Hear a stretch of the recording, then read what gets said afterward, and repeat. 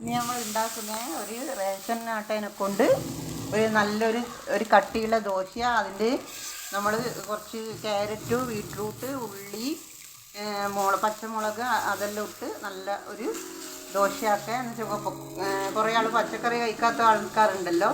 പിന്നെ ഇപ്പോൾ ഇന്ന് കർക്കിടകം ഒന്നായില്ലേ, ഇനി കുറച്ച് ആൾക്കാർ മത്സ്യം കൂട്ടാണ്ട് നിൽക്കില്ല. അപ്പോൾ നമുക്ക് കുട്ടിയൊക്കെയായാലും വലിയൊക്കെയായാലും ഇതിൻ്റെ അകത്ത് വിറ്റാലെല്ലാം പച്ചക്കറിയെല്ലാം നല്ല കാര്യമാണല്ലോ.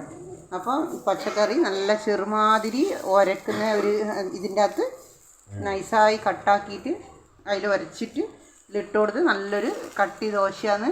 മീൻ കറീൻ്റെ കൂടെ കഴിക്കാനും ചിക്കൻ കറീൻ്റെ കൂടെ കഴിക്കാനും നല്ല ചട്നി ഉണ്ടാകാൻ കഴിക്കാനും എല്ലാം നല്ലതാണ്. സാമ്പാറായാലും എല്ലാം നല്ലതാണ്.